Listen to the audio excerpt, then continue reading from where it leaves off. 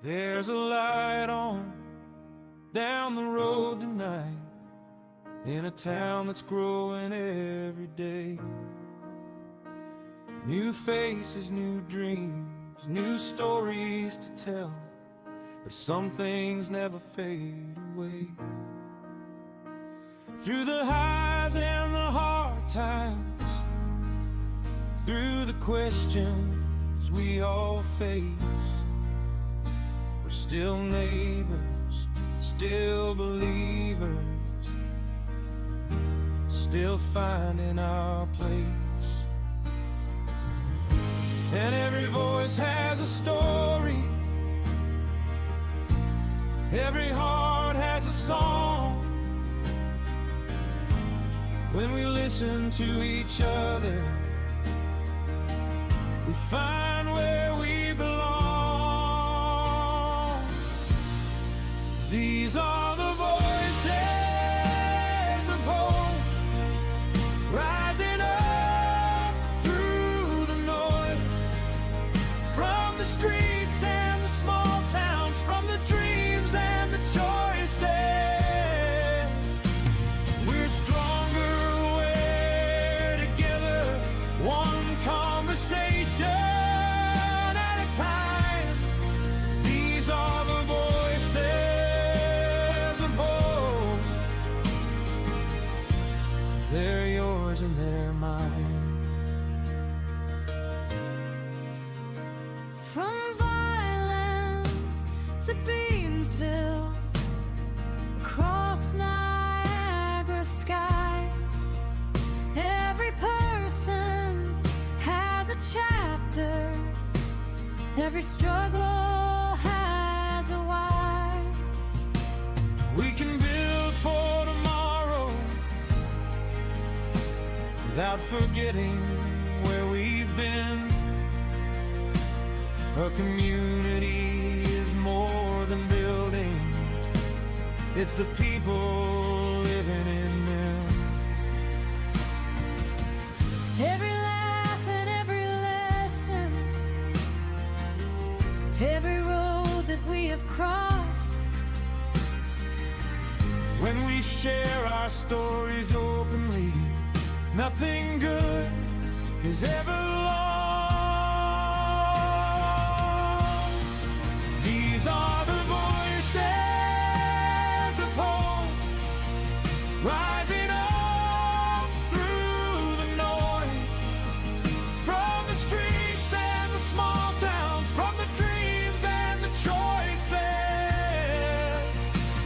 We're stronger and we're together, one conversation at a time. These are the voices of hope, and they're yours and they're mine. So pull up a chair, tell us what you've seen, tell us what you've learned, tell us what you mean, because hope grows louder when it's shared out loud, and one voice becomes many when it joins the crowd.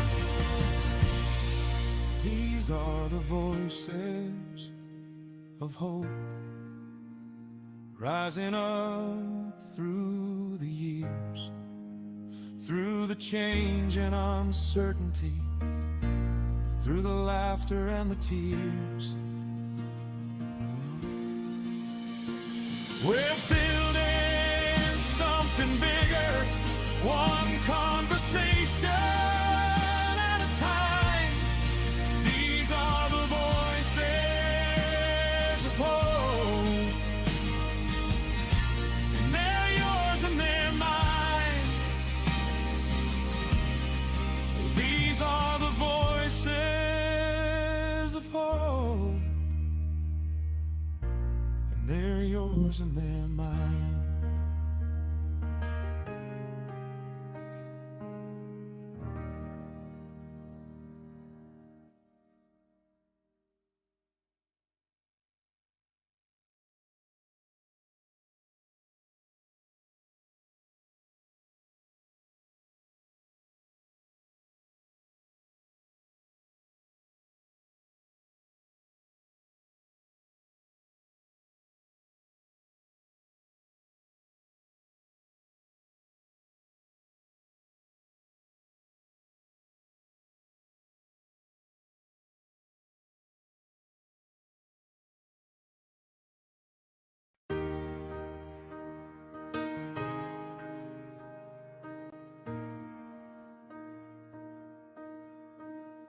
There's a light on down the road tonight in a town that's growing every day.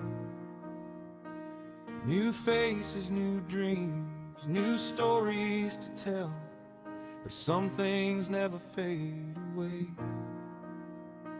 Through the highs and the hard times, through the questions we all face, we're still neighbors, still believers, still finding our place. And every voice has a story, every heart has a song. When we listen to each other, we find where we belong. These are the voices of hope, rising up through the noise, from the streets and the small towns, from the dreams and the choices. We're stronger, we're together, one conversation at a time. These are the voices of hope. They're yours and they're mine.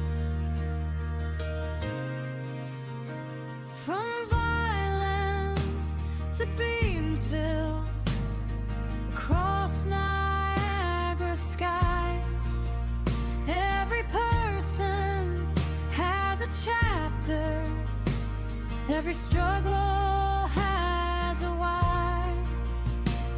We can build for tomorrow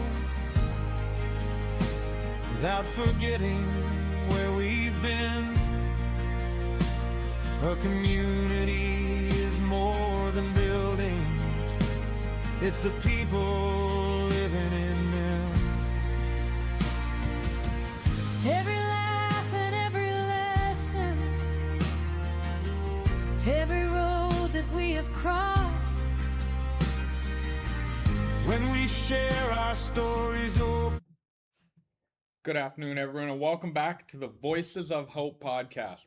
Today, I'm welcomed by Dylan Arndt. Thank you for coming. Of course. Before we start, actually, there's just a few things I wanted to talk about. Our upcoming event, July 17th, Christmas in July at the River Lions. July 18th, sorry. So we'll all be there collecting food for Village Hope. That'll be a lot of fun. And this just past weekend, I know it's Friday already, week's gone crazy, but Saturday that just passed, we had our Junk in the Trunk event. I just want to say thank you to everyone, from the volunteers to the vendors, the community, everyone. It takes a village, and it was such a success, such a fun day. Overwhelming great reviews, so thank you everyone for coming out. Without further ado, I want to get in this podcast because I'm very excited. So Dylan, why don't we start off? Just give them your backstory. Where are you from? Where did you grow up? Yeah, no, I appreciate you having me on the podcast. Absolutely. It's sweet to be hanging out with you guys. Yeah, so I grew up just about an hour and a half away from here in Kitchener-Waterloo. And so I was born and raised there, went to elementary, middle school, high school there. And then I did a year of Bible school in Cambridge. And so that's where I met my wife. And then we got married in 2020. So we had a nice COVID wedding. Yeah. Had a solid 16 people at our wedding, which was sweet. No, we were super blessed. And then in 2021, I took an internship here in Beamsville, Ontario, and yeah, just felt the Lord calling us to this area, calling us to Niagara. And so 2021, my wife and I, we moved to St. Catharines and rented a house there. And so yeah, we've been here ever since that, in this area, and serving the community. So yeah. Sure. So then, looking back at growing up and all your moments and experiences that you've gone through, what is a key one that has shaped you into the person you are today? Yeah, I think there's so many that have shaped me. Like there's like the external things that you just love to do. Like sports have been a huge part of my life, camping outdoors, traveling and trips. But then there's the kind of the more internal ones that like kind of develop you to be like who you are as a man or a woman. Well, absolutely. And so kind of like the character traits that I've possessed have really been like affirmed, or have really been a result of different like mentors or leaders within my life. And so um, and with all that said, like I think the core thing, what I'm trying to say is just like the thing that has really shaped me is my relationship with Jesus. And so Absolutely. yeah, I'm a Christian. And so I grew up in a Christian home, and I was very blessed that way to just have, yeah, a healthy home, healthy family. Um, and that, you know, I wasn't the perfect Christian kid, and you know, we all have our seasons where we rebel and go away, but really where like where I just, yeah, fell in line with kind of my calling, my purpose, my identity is when I made my relationship with Jesus the forefront of my life and my calling. And so that's when my faith became personal. But yeah, God placed like mentors and leaders within my life. But yeah, sports taught me like discipline and teamwork and leadership, and ministries taught me like how to work with people and dependence on God. And so but then, yeah, I'm married, so my wife teaches me every day. She's helped shaped my character like immensely. Yeah. And then also, yeah, I'm a new dad, so my daughter will be 2 in August. That's awesome. And so yeah, that's just changed my perspective on like love and sacrifice Yeah. and yeah, who I am as a person. So Sure. And for all the people out there, what is your title at Calvary? yeah, so I'm the youth and outreach director at Calvary Gospel Church in Beamsville. Yeah. So that's cool. So you do, like, I've known you a long time. You do a lot with the youth. You have, I don't know if it's newer, but you do a lot of youth work. There's a youth group you do. Yeah. Yeah, so we have a ministry at Calvary that runs Thursday night 7 to 9 p.m. And so yeah, we run it weekly, and then in the summer we run it bi-weekly. We just do some fun summer events. So last night we were at one of the leaders' house, and we did a pool party and had a great time there. Awesome. Just yeah, dunking kids in the water. So Yeah. Well, and Calvary's such a, like, when you think of church, you're like, oh, you think of Sunday service, but Calvary's so great because you guys are so much more than that. You do, you were telling us off before the podcast, camps, but you're at all of our events. You partner with us on so many things. Your outreach is just enormous. You're everywhere.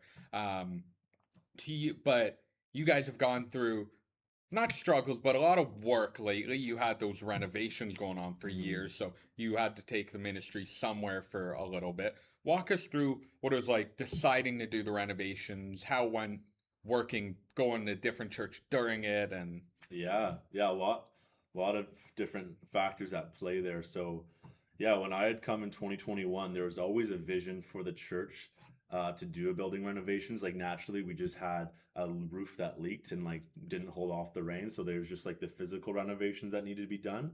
But then we also saw a huge opportunity to be integrated within our community. And so we had a bunch of property that just wasn't being used around us. And so we were able to sell that. And so we used a portion of the money to do these renovations. And so the greater vision of it was to use the money and to build a church building, not for us as the church and for Christians, but really to have it viewed as like a community hub or a community center for our community. And so, yeah, we really just want to be like the salt and light, or the light within Beamsville. And so we want it to be a hub that like, we want it to feel like the community can use 24/7, and then on Sunday mornings we'll rent it from them and use it for our space. And so that's kind of like the heart behind it, or the vision behind it. But yeah, we renovated in 2024, and so there's about a year and a half where we had switched locations. We're renting out of another building in Vineland and having an earlier service time. And so yeah, that was a big change for our people, but and you lose some people, and some people come on board because they're like on board with the mission. But yeah, all that kind of was at play. well, I know where you like on the Sunday service. It's always so busy too. A lot of people come out. But I know when you first had the renovations, you had a concert going on there. So I got the privilege to just sit behind a booth and just talk about Village Hope. But then There was an artist, I forget his name, but he's from the States. He came out and he was singing some gospel songs, and that church was packed. There were so many people there, and it was such a fun time. So you guys have done so much there that is so welcoming, and now you can do so much more there, because if anyone knows Village Hope, you know our Christmas dinners we always do at Calvary, and we did it in the gym, and it was always so much work getting it set up. But now you have that giant cafeteria area, which just makes it so much easier and just so much nicer. You have that room, it's just all windows, you get to look out at the beautiful land. It's such a, it was always welcoming, but now it feels like a home. More than a church, it's a place to go for fun, for connection. You have that cafeteria, go grab a coffee. It's just, and even the daycare. The daycare's upgraded immensely too, which is a big part of what you guys do, right? No, absolutely. Yeah, I know we're super blessed, and so we're able to run our summer camp programs from there. We're able to rent it out to other organizations. We've had a couple theater, musical shows using the stage in the sanctuary. So it's coming together slowly, or little bit by little bit. But we're just super blessed to have this space. And again, we want our community to know that it's for them, it's for you guys. Absolutely. And so that's kind of our heart behind it. Yeah. Well, it's just so cool having an area for people to go, because like Calvary has so many people that come in every Sunday. It's always packed, but it's always just the nicest people. We get a lot of them that come shopping here. Some of our volunteers go there. We've gone there a bunch. It's so much fun. And obviously seeing you there, it's always great to catch up. But talk about the renovation. What's a moment since the renovations that you've stepped back and like, wow, this is like, when it was first finished, did you step back and like, wow, this is so cool. This is making a difference. Was there a wow moment? Yeah, it's a good question. It's interesting because, when we talk about the church, when it comes to like our faith, it's never about the building. And yet we built this like amazing building that we've blessed people with. And so it's interesting because although it's never about the building, it's like the building is the vehicle of how we use or do things to build relationships with the people. And so you talked about a couple events, like we had our grand opening weekend where we had a concert come in, and we did a kids scavenger hunt, and we've done Village of Hope turkey dinners and Easter breakfast there. And so I'm not really sure if there has been a moment. It's just been cool to see people like little by little catch the vision of what we're doing, and then feel comfortable enough to invite their one. We call it their one, like the one we're just praying for, the ones that we just want to see come to Jesus. And so it's been cool to see our people be comfortable enough to invite their one. And so we've even talked about the idea of do we need to go to 2 services and have a 2-service format, because we would just want to have more seats available for more and more people to come from the community. And so that's kind of all been at play, and like kind of been a big prayer of why we did the renovation. But it's just so cool seeing kids excited to come and use the new space, and the youth have their own youth room down in the basement. It's like it's their space, and it's cool that like people are taking ownership of like keeping protecting, or just like keeping the building hospitable and clean, and it's like their home, right? And so that's what Calvary's all about. Is like, I think if anyone would come, they would say we're a very welcoming, just guest friendly congregation. Absolutely. which is awesome. And we just want to our slogan is here for the journey, and so that's really what we're all about. Is wherever you're at in your stage of life, and your faith walk with God, we want to just join you on your journey and pray for you and come alongside you wherever we can. And so we've had so many cool different little stories of people coming to Jesus and Christ and faith, and they've been so encouraging about the part Calvary's been played into that. And so it's just that kind of those little moments that just keep you going. Oh yeah, this is why we did it. This is why we did it. When more and more people turn to Jesus. So well, that's it. It's great to have faith, but it's like, it's so, what you guys do is so beyond that. Like, you guys are so faith driven, which is amazing, but it's so, you guys bring the community together in such a great way. I know we talk a lot on this podcast about our food drives, and we had our massive food drive. And then you were collecting food and sorting it there, and we were just Yeah. picking up, Yeah. and that made our lives so much easier. But I'd pull in with our empty van, and there'd be 30 people there, and within 5 minutes, you guys loaded my van. And it Yeah. was like, I didn't even get to I didn't even get to step out of the van. It was, you guys have such a strong team there. Yeah. Yeah. Um, Oh yeah, we're super blessed. A lot of people aren't just coming and sitting on our chairs, but they're coming engaged with their sleeves up, wanting to serve, wanting to work. And so when we have events with you guys, Village of Hope, or the food drives, people are ready to serve. Like this is what we're called to do as God's children, is like to serve people, to serve Him, and to go and make disciples. And so when we have opportunities to do that, then yeah, people are on board and Yeah. will get their hands dirty, and it was sweet to see. Yeah. yeah. So you were telling us about how your job title is the youth, Mhm. and so then going through all dealing with all the youth. What are some things that people are going through the most that people don't realize, like the youth? What is the struggle you see, or like? Yeah.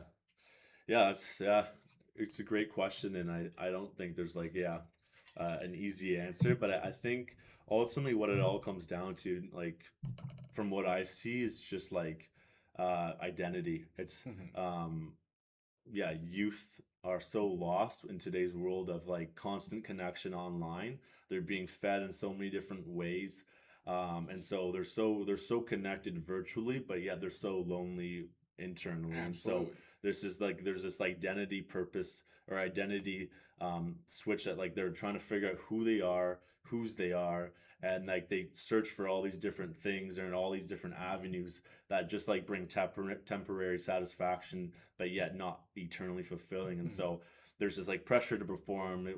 Anxiety and depression has been raised and since COVID.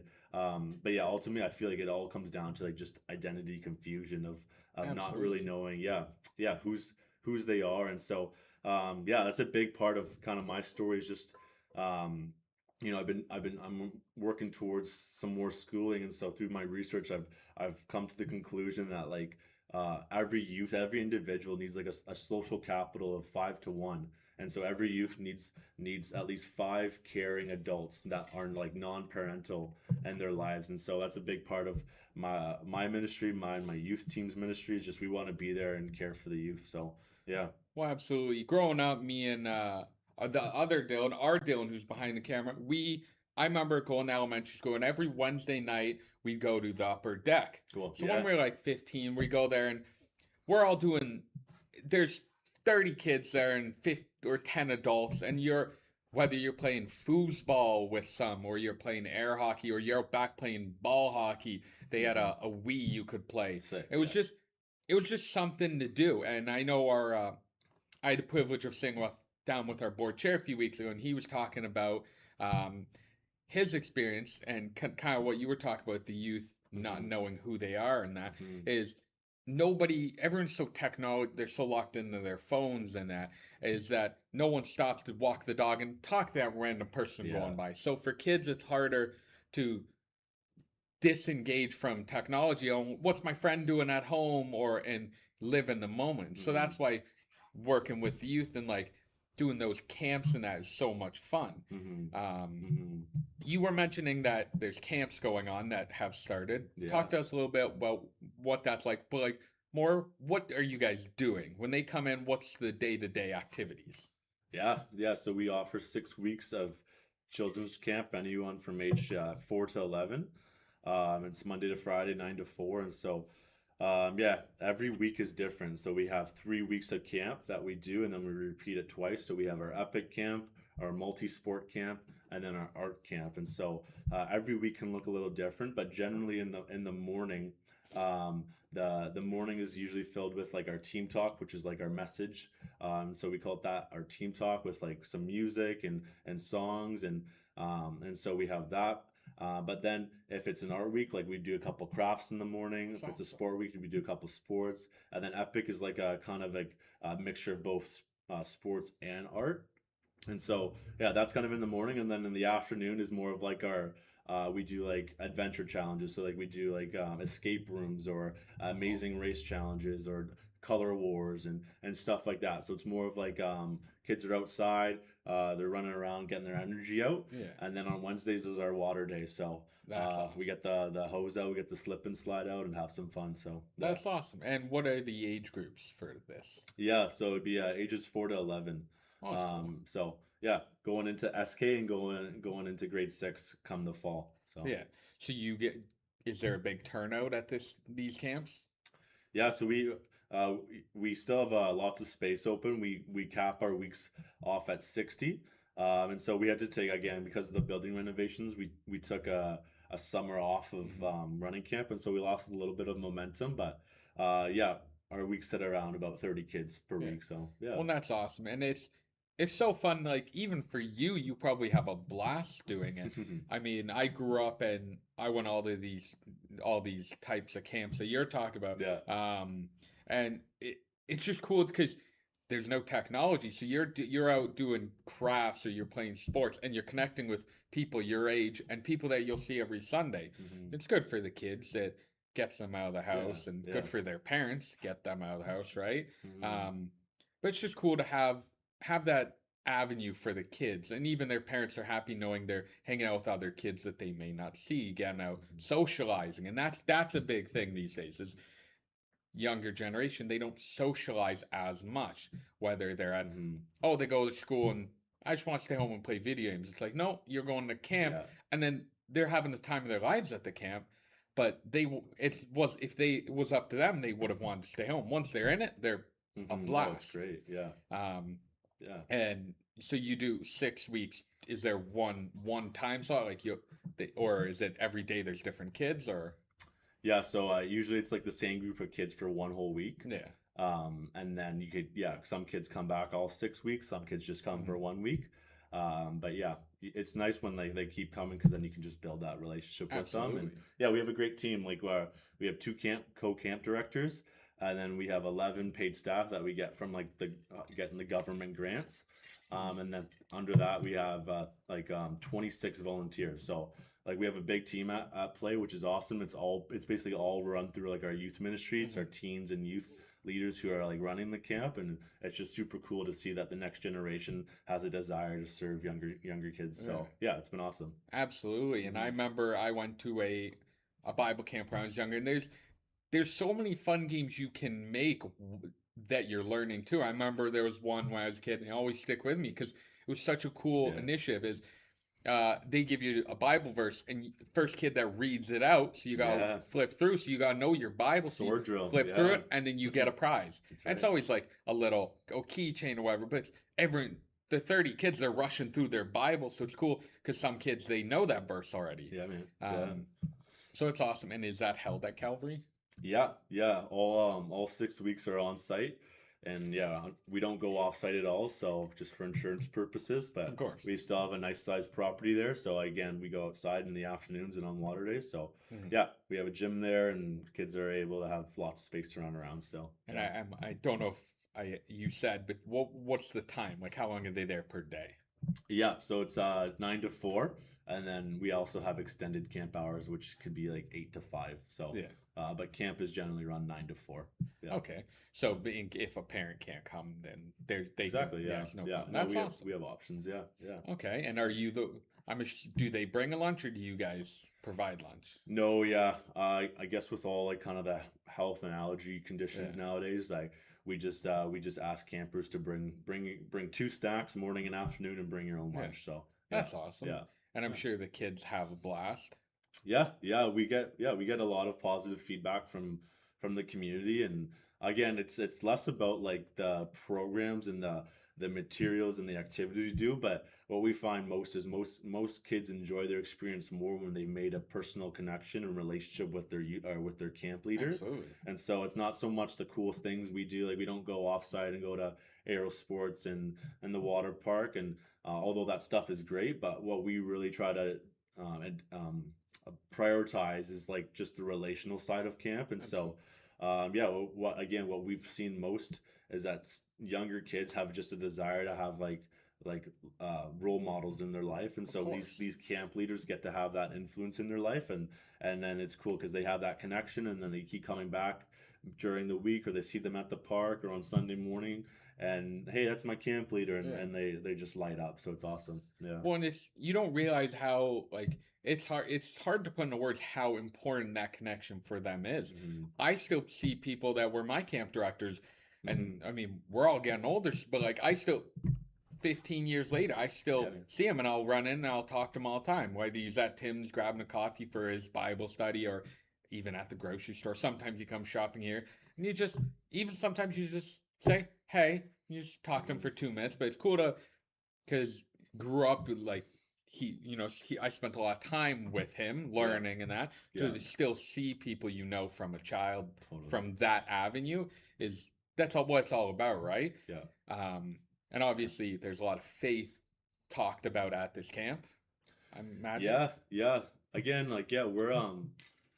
we're very passionate, and we believe Of in the course. gospel. But again, we're never gonna force any kid, any camper, anyone to come to faith. And so we believe that if God wants to open their heart or open their eyes to come to him, he will. And so what our job and what we believe is, like, we'll present and we'll share the gospel.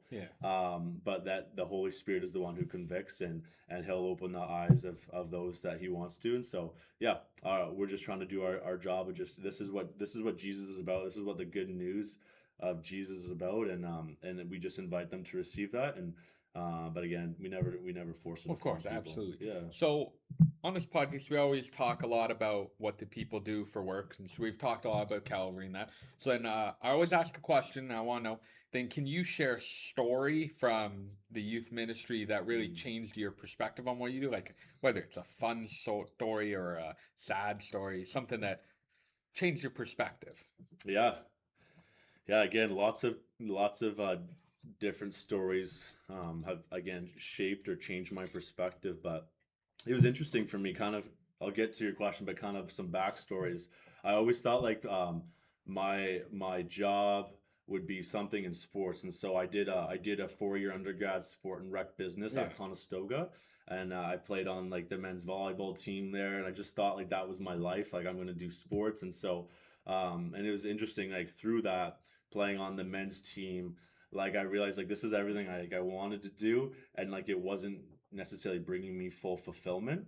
And so that's kind of when I began to search for my own life of what do I actually want to do with my life that will bring me fulfillment. Of course. And so it wasn't until I took the internship here in Niagara, in Beamsville, where I began to volunteer at a drop-in center in Convo's Youth Zone, where I started to meet some of these youth who just again, I believe that we learn from youth and students more than they learn from us. And so I learned so much from them and got to know them personally.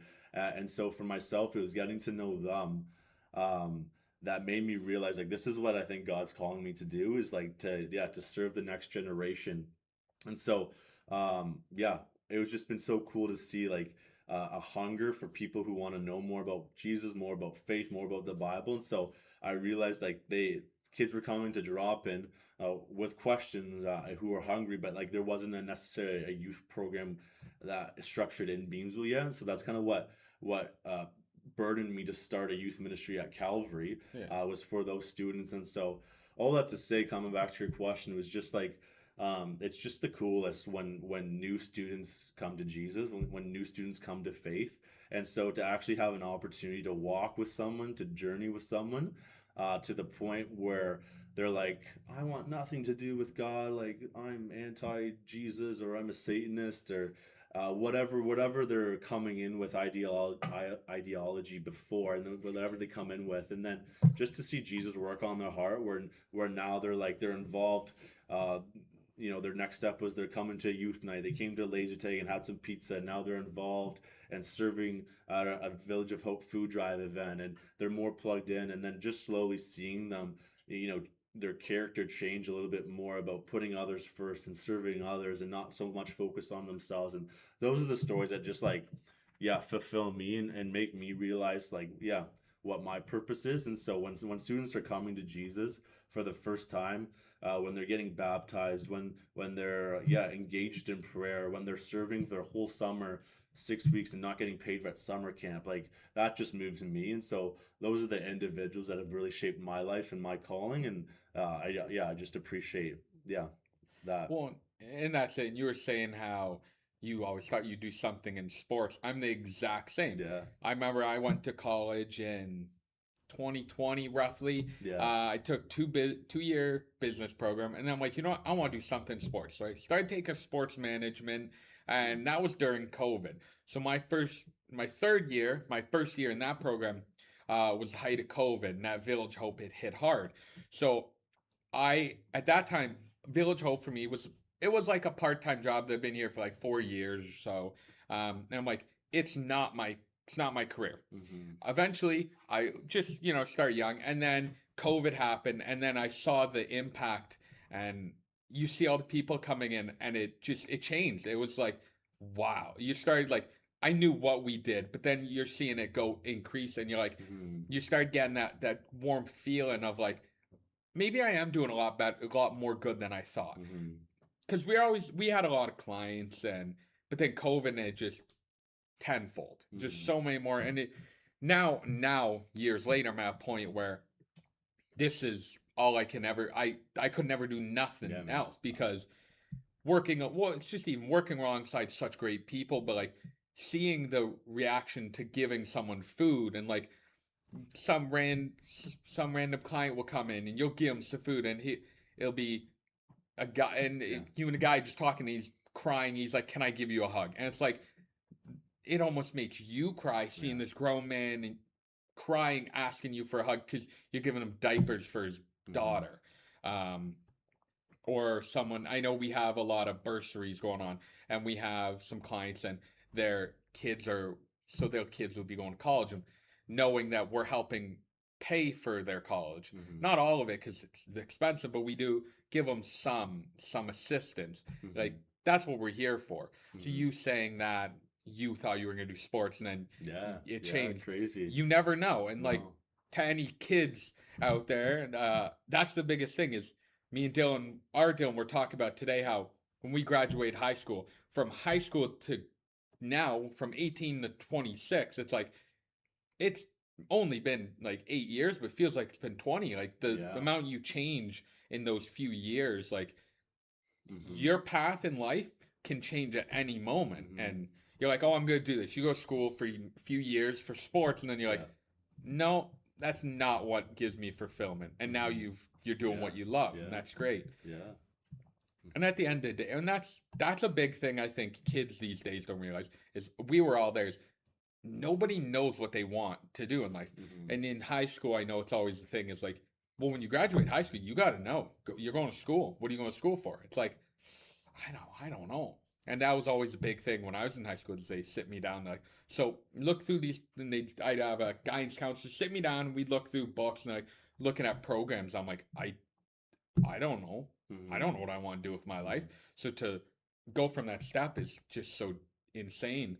But having those resources is great, because I know churches, especially your church, you have groups for, I'm blanking on the name. They're like groups of people, like 10 people of all ages, like 20-year-olds that get together every now and again. Like life groups? Life groups, that's it.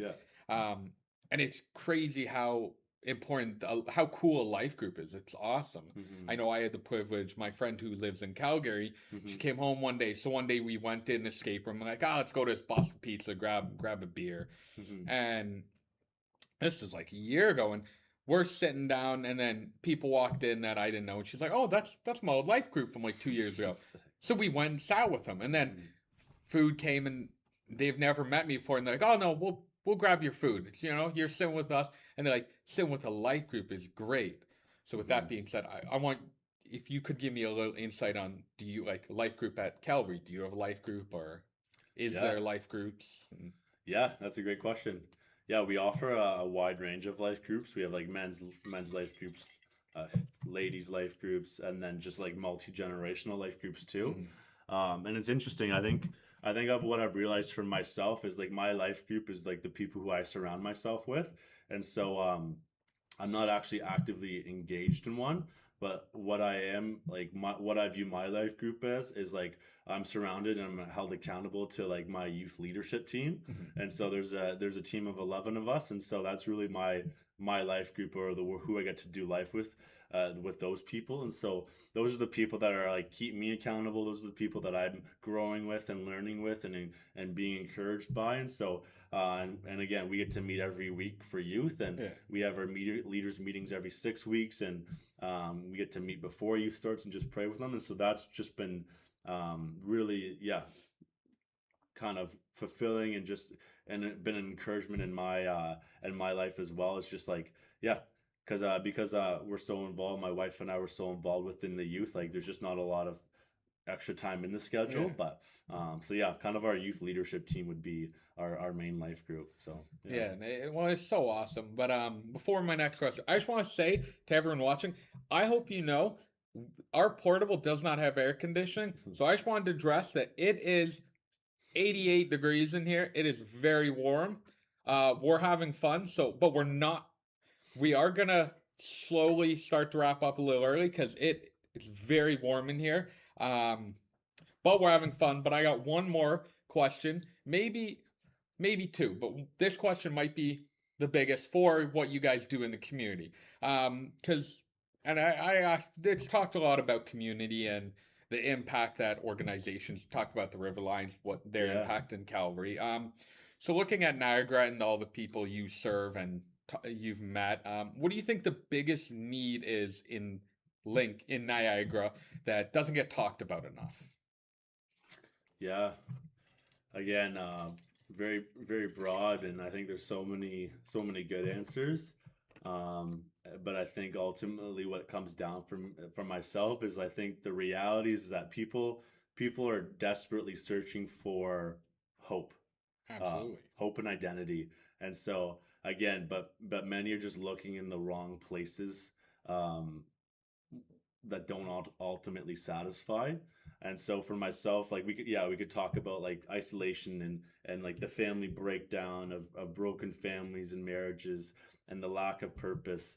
But ultimately, and I know this is what you guys are all about, is just like people are just searching for hope. Like they want to know that someone cares for them. They want to know that they're loved. They want to know that there's hope in life, that like they can go one more day.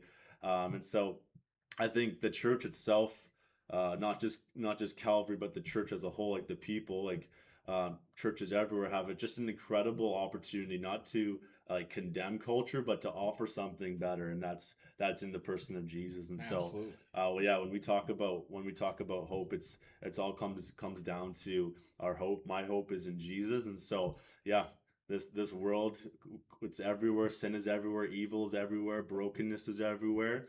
And ultimately, we're going to look for things that are going to satisfy, but those are all going to be temporary compared to when we put our hope and trust in Jesus. So, yeah. And we've talked a lot about Jesus, and I remember thinking of it. There was a movie, a comedy movie that actually talked a lot. It had a quote that's always stuck with me. It was from I think Evan Almighty. Nice. The one scene, his wife is having a hard time, and she's in a restaurant, and God said to her, "It's if you pray for patience, do you think God zaps you with patience, or does he give you the opportunity to be patient? Or if you want your family to be closer, does he make your family closer, or does he give you opportunities to be closer?" And that, for me, that for faith, it hits everyone different. Everyone comes to God in different ways. But when I think about that, it's like, oh, whether you're having a hard time, you're stressed out at work or whatever, and you need a way to de-stress. Does God make you take your stress away? No, he gives you opportunities. Are you unhappy in life? Does he make you happy? No, but he gives you opportunities to get happy. And it's when you look at it that way, some people that are struggling with faith, they're like, well, God doesn't change my life. It's he doesn't change life. He helps you change your life. Ultimately, he is he's with you working. He won't do it for you. He helps you find the steps to the right path. And I always think it's funny when I mention that a comedy movie like that Yeah. was a great quote, but it's so true with faith, is that when you pray to Jesus for something, he gives you opportunities and he helps you. He doesn't do it for you. He gives you the tools to change it. And so we've talked a lot about it, and it's really great to see what Calvary's doing. And so then, from your point of view, if someone is listening or someone watches the live back and they're going through a really hard time, what would you want them to understand about hope? Yeah, that's a great question. And I more mean because hope to everyone is different. Everyone finds hope in different ways. And maybe even not what to understand about hope, because that's such a broad question again. And I think I've asked maybe a few questions that have been broad, so I'll break it down more. If someone's going through a hard time, what would you want? Should be their mindset? Like, should it be just pray to God for help, or should it be turn to a friend, or?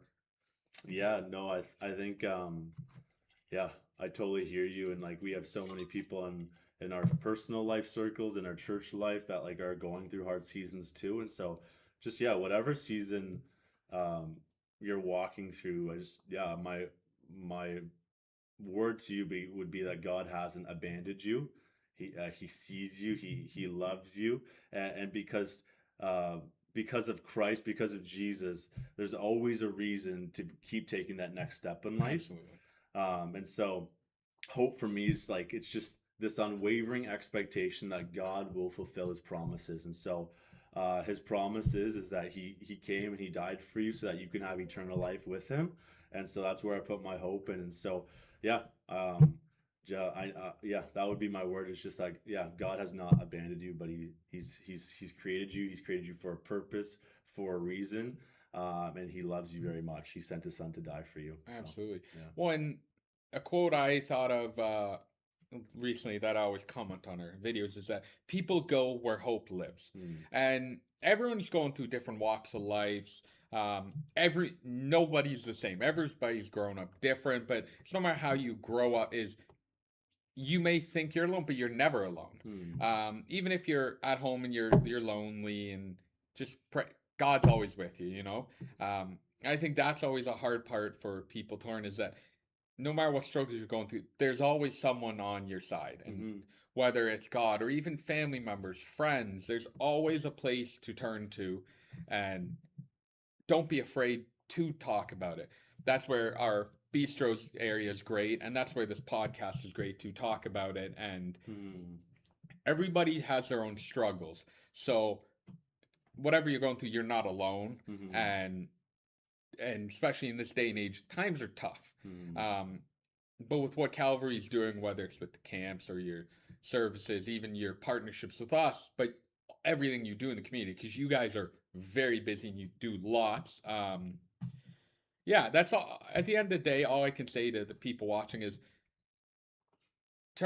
you're not alone, and Calvary, you're doing so much for us, but for everyone. So, but we're coming to the end of our podcast. Like I said, it's very hot in here.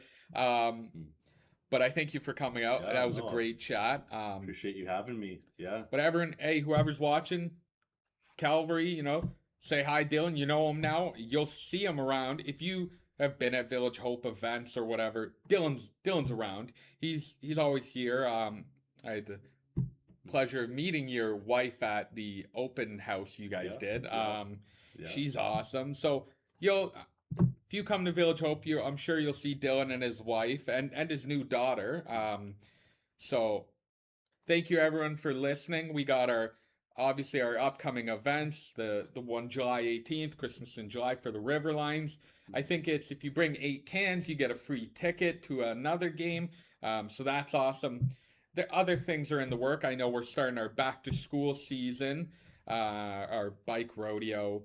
There's lots going on at Village Hope. But as always, if you have a story you want to talk, reach out. My email will be on the next slide. I love to hear from the community and their talks, or comment on the video. But if you have someone you think, or even yourself, that you want to come on and you have a story you want to tell on the podcast, come on, email me. I'd love to have you on. But everyone, it's almost 1 o'clock on Friday, so I'll let you all get back to your afternoon. You all have a great day. Thank you for sitting with me and Dylan. It takes a village, and we'll see you on the next episode. The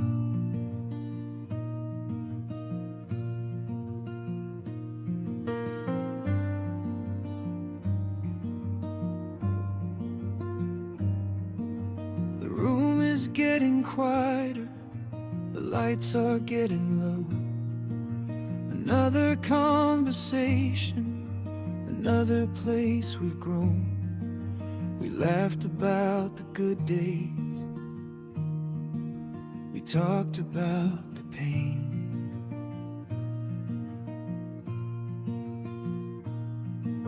And somehow when we share it, we don't carry it the same. So here's to one more story, one more voice tonight, one more reason to believe we're gonna be alright. And when the cameras fade away and everybody's gone, the stories that we shared today will still be carrying on.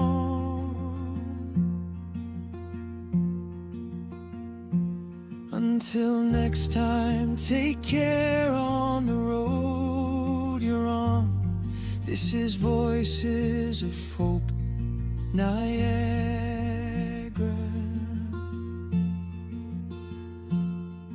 Thanks for coming along.